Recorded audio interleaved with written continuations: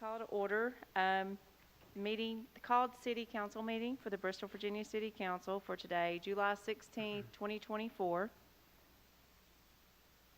First, I will just say we do have the vice mayor here, but we also have Councilman Pollard on the phone, so we do have a quorum.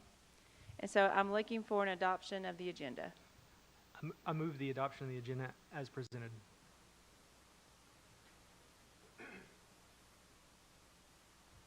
Second. All right, we have a motion and a second. Tanil, please call the roll. Holmes, Yes. Pollard, Yes. Nave. Yes. All right. First item on the regular agenda, UPC 103-309, Lee Highway Exit 5, Phase 1B, Construction, Engineering, and Inspection Services. Looking for a staff report from Jake. Thank you, Madam Mayor, Council. So previously, we'd put out a request for proposal for CEI services back in 2017. We had a selection committee put together, and selection committee evaluated all of the firms that submitted for CEI services. Part of that RFP back then allowed whoever won that contract to apply for the CEI services for the new 105-309 Exit 5 project that we just opened bids on a few weeks ago. And as long as the engineering firm that won that contract agreed to provide services on this project, we can execute a contract for them. So this contract, the staff recommends that City Council authorize the city manager to negotiate and execute an agreement with Whitman, Rockhart & Associates, LLP for the construction, engineering, and inspection services necessary for the city's administration and construction management of UPC 105-309, Lee Highway Exit 5 Phase B, not to exceed $520,000. Hey, council, let's just hold for 1 minute. We'll have another council member here, and just in case there is an issue with the quorum, we'll have that here in just a second. Okay.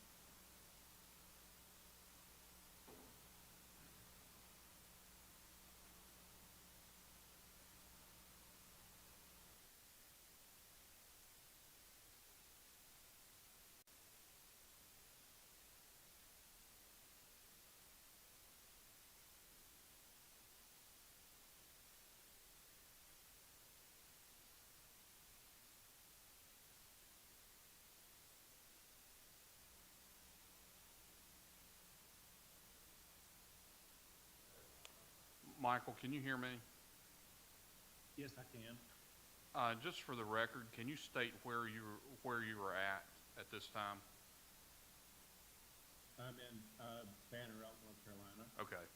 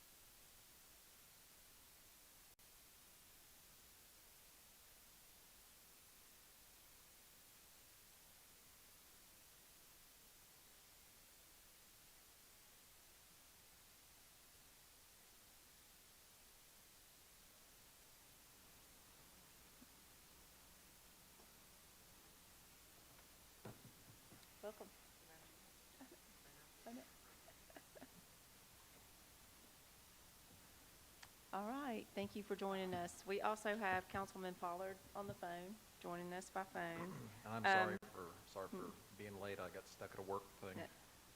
No worries. We have already adopted the agenda, and Should we are do on that number again? 1. Should I start over again? I think we're okay. I went back and read the code section, and under the code section, he can be counted as part of the quorum as long as we don't lose audio or visual with him during the meeting. Okay. All right. So let's start briefly again with the regular agenda so you can hear this piece of what we're voting on. And Jake, for the staff report again on the UPC 105-309, could you give us a brief report of that again? Sure. Thank you. So a request for proposal for the Lee Highway Phase 2 project, UPC 105-735, or 753 CI Services was issued, in which Whitman, Record and Associates submitted a proposal for on January 16, 2017, and they were selected as the firm for that project. That proposal explicitly allowed the city and WRA to execute a similar agreement for Phase 1B, which is UPC 105-309. So staff recommends that the City Council authorize the city manager to negotiate and execute an agreement with WRA for the construction, engineering, and inspection services necessary for the city's administration and construction management of UPC 105-309 Lee Highway Exit 5, Phase 1B, not to exceed $520,000. All right, thank you. And we're looking for a council motion and second. I move that we authorize the city manager to negotiate and execute an agreement with Whitman, Record and Associates for this project for Phase 1B, not to exceed $520,000. Second. Second. All right, we have a motion and a second. Any council discussion? Hearing none. Tennille, please call the roll. Holmes, Yes. Osborne, Yes. Pollard, Yes. Nave. Yes. Next item, ordinances, first reading. An ordinance to amend Section 74-8 to Chapter 74, Article 1 of the City Code pertaining to camping on public sidewalks and right-of-way within the city. No one is signed up for public comment, and looking for a staff report from Randy. Council, this is an amendment to an ordinance that we passed in August of 2022. At that time, there were some cases on appeal to the U.S. Supreme Court and to some circuit courts in regards to whether or not it was an ordinance would be considered unconstitutional if it prohibited camping on public property. Recently, the U.S. Supreme Court ruled that it is not unconstitutional to prohibit camping on public property in the city of Grants Pass v. Johnson case, and that opinion was handed down on June 28th of 2024. With that opinion, I went back and amended the ordinance that basically states that any city-owned property, an individual may not camp on that property at this time. And it would change it from a Class 4 misdemeanor to a Class 1 misdemeanor. Okay. All right, thank you. I'm looking for a council motion and second for the first reading of the ordinance, full or by caption. I move the first reading of the ordinance by caption only.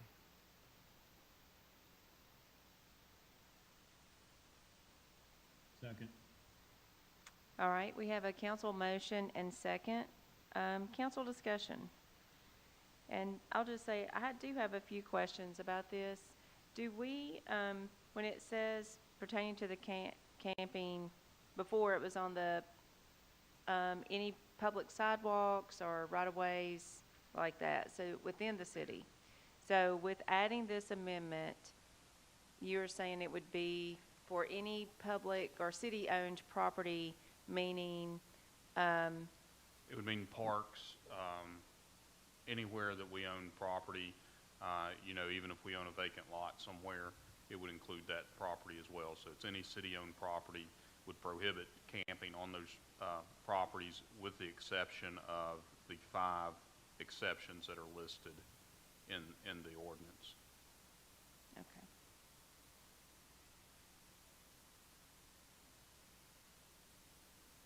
And is this similar to the same ordinance that Bristol, Tennessee has? Bristol, Tennessee's is based on a Tennessee state law, which makes it a felony. Okay. Ours is just a misdemeanor.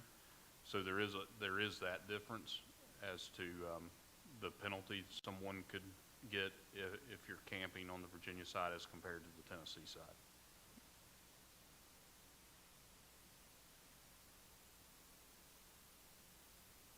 So I have a couple questions and a couple of concerns. So, first question I would have, there are several exceptions that are listed: waiting for a bus, sitting for a parade or an event, et cetera, et cetera. What about Sugar Hollow? Well, Sugar Hollow is it's a camping destination, so it would not, So the difference would be that the people are paying to be at Sugar Hollow? right. So could the argument then be made that if someone wanted to pay a fee to camp somewhere else, they could make the argument that we should allow them to pay a fee to camp somewhere else? If the city would authorize a place for someone to camp. So just Sugar Hollow, Right, realistically. right. So we basically, that's our only campground within the city. It is. So this changes the classification of misdemeanor. So say someone is found camping in Cumberland Park. Play out what would happen to them. Well, an officer would show up and, depending on the situation, the officer may just advise the person that they need to move along. It's a Class 1 misdemeanor.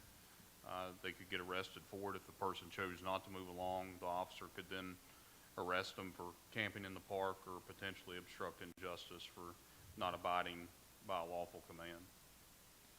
So then if we followed that process to its logical conclusion, then we've arrested someone who wouldn't have the money to pay the fines, obviously don't have the money to live somewhere else, and then we're paying as taxpayers for them to be in the Southwest Jail. Right, but you're making the assumption that everybody's homeless, and if you read the case and the reasoning behind the case, we're not saying that it just pertains to homeless people. This applies to anyone that could potentially camp in the city. So even if you wanted to go down there and camp, you could be subject to a Class 1 misdemeanor if you were camping in Cumberland Square Park. Well, yeah, technically, but realistically, this is people who are not choosing to camp in Cumberland Park because they think it'd be a good time. They're doing it for necessity. Would be my reading. I mean, we all know that we have a problem with a large number of unhoused homeless people who sleep within the city of Bristol, Virginia. I mean, I think what I'm getting at, my concern is if we make it a misdemeanor, make it an arrestable offense for them to be sleeping in the park, sleeping under a bridge, sleeping on some vacant lot that we have somewhere in the city. Even if we don't arrest them and we make them move on, they're going to go somewhere else. They're going to go to the Tennessee side and sleep on their public property, even though it's a crime there. They're going to go into Washington County, sleep on their public property, even though it's presumably maybe a misdemeanor or not allowed there. I don't know. But, you know, they don't have anywhere else to go. I would feel better doing this if in tandem we were having more serious discussions about avenues to help the people. I know a lot of the problems are mental health related, substance abuse related. You know, if we had really assertive, active programs to help people who want to get help, you know, I might feel differently about this, but this feels like we're fixing a problem that we do have, but we're giving the people that are causing the problem no other option and no other means of doing anything else. Did you see what I'm saying? Like that's my concern with this. Mr. Eads, I do want to clarify, you did say that the officers have discretion, they don't have to pursue it. That's right, they don't have to. Okay. You know, and I think the direction at least would be initially give people an opportunity to move. And most people comply with the law whenever you ask them to do something. And, you know, there are those instances where people choose not to comply with the law, and then the officer has to take another measure to deal with that situation. I think for me, knowing that piece of it and the importance of that our officers have discretion. I hate to phrase it this way, but boots on the ground, they're the ones interacting on a daily basis. Giving them this tool if needed to address things, to address the growing problem we're having in the city right now and across the region, quite frankly, I think it's a good thing. I understand the hesitation. I understand there could be issues. Thankfully, we're the ones deciding this. We can always come back and reevaluate if need be. But I think it gives us the tool to deal with things now. And this is purely anecdotal, and that doesn't mean it's happening everywhere. But when I did do the ride-along a couple weeks ago, we went to the park a couple times that night, and the officer I was with is on first-name basis with some of those folks and had conversations. And he definitely used his discretion while he was there to kind of encourage folks to do the right thing, make good choices, and it was those relationships with the tools behind them that I think had a real impact from what I saw that one evening. So I think this is just another tool in our officers' tool belt that can help, and that it could hopefully lend to a positive direction. I think my main concern, and I do appreciate that there can be discretion, you know, you can use good judgment. I think my main concern is if you follow this to its logical conclusion, you know, if they move somebody at 3 in the morning because someone's complained that, hey, I drove and there's a guy sleeping in the right of way on the road, and they go move it, you know, either one, he just goes somewhere else and goes to sleep somewhere else, either on public property or on somebody's private property, and then the police will be back out there if it's private property.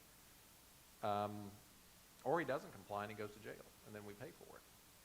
I mean, I don't see a realistic, actionable alternative that these people who are unhoused could be pursuing in the meantime. You know, I mean, because once we start enforcing this, in the short term, you know, people move, stuff like that, but it's untenable for them to continue on like that forever. You know, I know obviously the long-term best solution is for them to get help, get into housing, you know, have a place to have stable housing to live in. But that doesn't happen overnight, and that doesn't happen with a lot of the problems that these folks have. So, I mean, I think in my mind, if you follow the logical conclusion, they're either going to just move to a different piece of public property, or they're going to get a trespassing charge from somebody's private property. So, I mean, you know, I'm well aware of the problem that we have. I mean, periodically I'll go down to Cumberland Park at night, and I'll talk to homeless folks. I'll talk to them on State Street. I'm well aware of the problem, and it's a growing problem, not just in Bristol, Virginia, but throughout the whole country.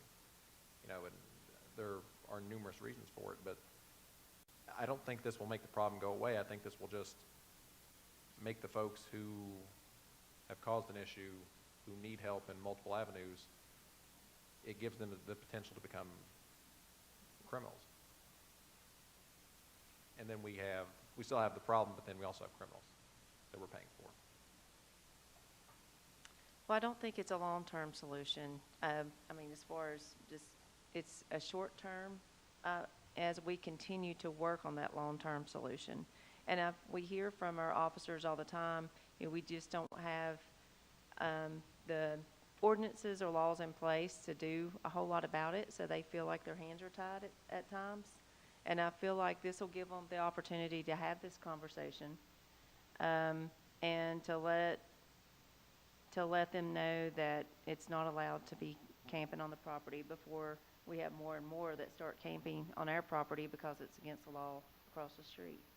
I do think as a council and as a city, we have got to continue working with our lawmakers and at each level, state and federal level, to identify funding to help with the mental health and substance abuse issues that we have, because that is what we're dealing with on a lot of it.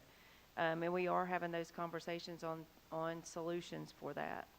But I do feel like it gives our officers a little bit more authority, even if it's just to move them along and to let them know that, Cumberland Park can't be just full of campers each night. Well, and I'll just tell council from a public health situation, Cumberland Park at times has issues related to syringes and human waste. And, unfortunately, people can't enjoy the parks sometimes because of those issues, and hopefully this would help mitigate those issues that we have in the parks. Have we, like I say, I'm well aware of that. And, we've heard concerns from people about those specific issues that you mentioned. Would it be a possibility that we could narrow this down somewhat to exclude camping in Cumberland Park, but maybe even have a designated place that is city-owned, but it's out of the way that people could go to if they had to? Because again, I don't think people are choosing in droves to, we're calling it camping, but to live a homeless existence. I don't think they're choosing that in droves. I think that they're choosing it by necessity. So would it be an option that we could narrow this down and maybe have an out-of-the-way city place that we would not enforce this? That would be up to council's discretion. I'll see if, Michael, do you have any comments? I would very much like to see us pursue a designated outdoor location for those who prefer to live outdoors. For whatever reason, we understand that many of those are due to mental disorders of one sort or another. But I would like to see us, and I understand there have been some discussions, and I think that you've been involved in those more than the rest of us. I would like to see us step up the discussion to have a safe outdoor location for those who are living a homeless lifestyle for whatever reason.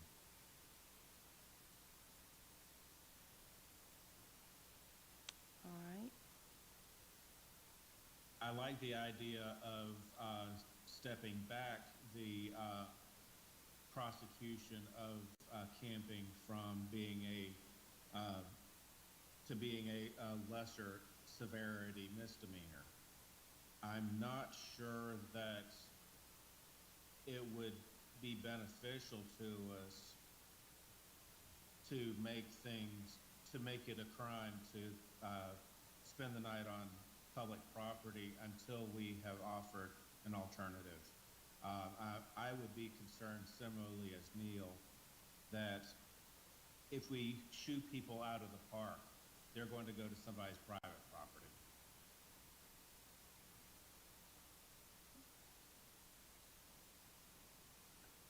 Mr. Eads, let me ask you this: with that, with what Mr. Pollard just said, and what Mr. Osborne has talked about, with our neighboring localities having something like this on the books, and it sounds like most of them do, is that kind of pushing things our direction, it sounds? From what I've been told from police officers, when they have conversations with homeless people, they are coming from different jurisdictions. Now, whether or not that jurisdiction's actively putting them here in Bristol or not, I think is yet to be determined. We do know that there are times when an agency may drop someone off in Bristol, but to just say jurisdictions are doing it all the time, I'd be afraid to go that far. But we do know people are coming from different localities to Bristol for a variety of reasons. Yeah, I mean, and you can Google that every locality says that is what's happening. And even localities where they have much more strict ordinances and laws against camping in public places, like Kingsport, they have a preponderance of homeless people, even with much more strict laws. So maybe there are people coming from other places, but there are people coming from other places going to other places. And there are probably people from Bristol going to other places and people from other places coming here. So I don't see how this won't significantly drop the number of unhoused people in my mind. I'm afraid that this will just give them a criminal record. Well, give them a record in the legal system, which will make it harder for them to get help down the road. Well, I think we need to do something. Obviously, we're at a tipping point in the city, I think, with things happening. But I think with the discussion today, I think we need to kind of maybe pause this endeavor and maybe take another hard look at things. So I'd like to withdraw my motion at this time. And as long as Councilman Pollard's okay with that, we can withdraw the motion. I think you Yes, did. I am okay with that. Okay. So then maybe we would want to look at narrowing it down in scope or lowering the severity of the penalty. Yeah. Or some combination of the two. I'll talk to, It seems that one of the bigger complaints is the public health aspect of public waste or human waste in public areas.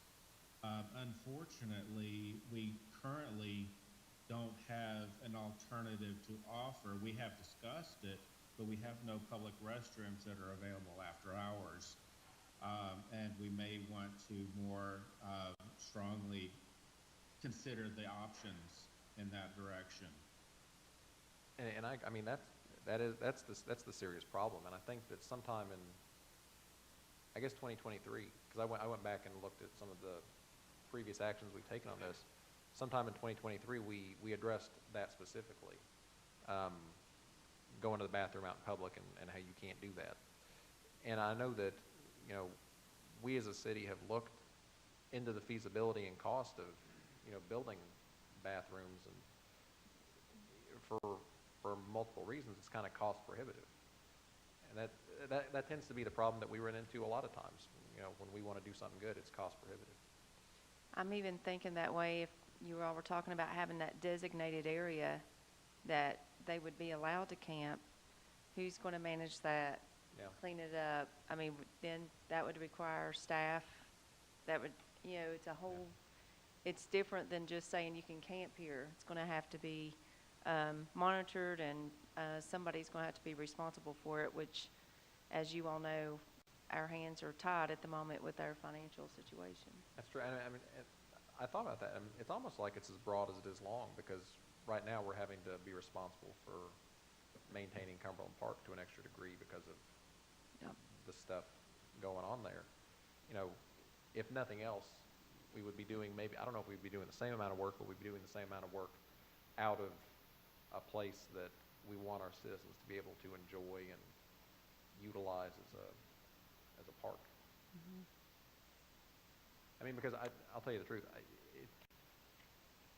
it's very hard to try and make that, you know, to try and differentiate these things, because I'm fine, I'm sure the city manager's fine, I think, you know, we're fine with going into Cumberland Park at night. It can be a sketchy place.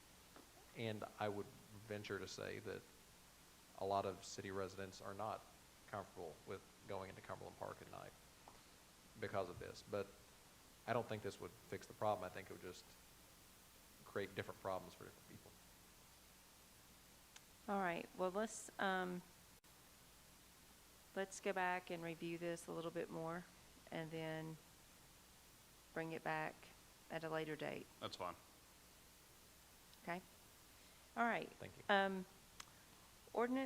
Ordinance's second reading. An ordinance to amend sections 30-1, 30-26, 30-27, 30-28, 30-29, 30-51, and 30-52, and to add section 30-30 to Article 2 of Chapter 30 to the City Code pertaining to elections. No one has signed up for public comment, and looking for a staff report from Randy. Council, this is the second reading of the ordinance that we had last week. The Virginia Primary School Precinct, formerly Van Pelt, has approximately 4,500 registered voters, and the general registrar must notify the local governing body if a precinct could exceed a turnout of 4,000 in a presidential election year. Also, the city typically registers between 800 and 1,000 new voters in a presidential election year. Adding a new precinct at the Highlands Fellowship Church off of Bonham Road would allow the city to revise the precinct lines and to have two smaller precincts to prevent an overcrowding situation in one precinct. All right, thank you. We're looking for a council motion and second for the second reading, full or by caption only. I move for second reading of the ordinance by caption only. Second. Okay, we have a motion and a second. Any council discussion? Tennille, please call the roll. Holmes, Yes. Osborne, Yes. Pollard, Yes. Nave. Yes. Reading of ordinance. Ordinance 24-12, an ordinance to amend sections 30-1, 30-26, 30-27, 30-28, 30-29, 30-51, and 30-52, and to add section 30-30 to Article 2 of the Chapter 30 to the city code pertaining to elections. All right, thank you. Now we're looking for a council motion and second for adoption. I move the adoption of the ordinance. Second. Okay, we have a motion and a second. Tennille, please call the roll. Holmes, Yes. Osborne, Yes. Pollard, Yes. Nave. Yes. The next item on the agenda is the consent agenda. Looking for a motion and a second.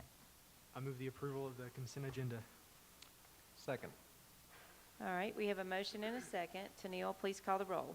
Holmes, Yes. Osborne, Yes. Pollard, Yes. Nave. Yes. Looking for a motion and a second for adjournment. I move to adjourn. Second. All right, we have a motion and a second. Tennille, please call the roll. Holmes, Yes. Osborne, Yes. Pollard, Yes. Nave. Yes. And we stand adjourned.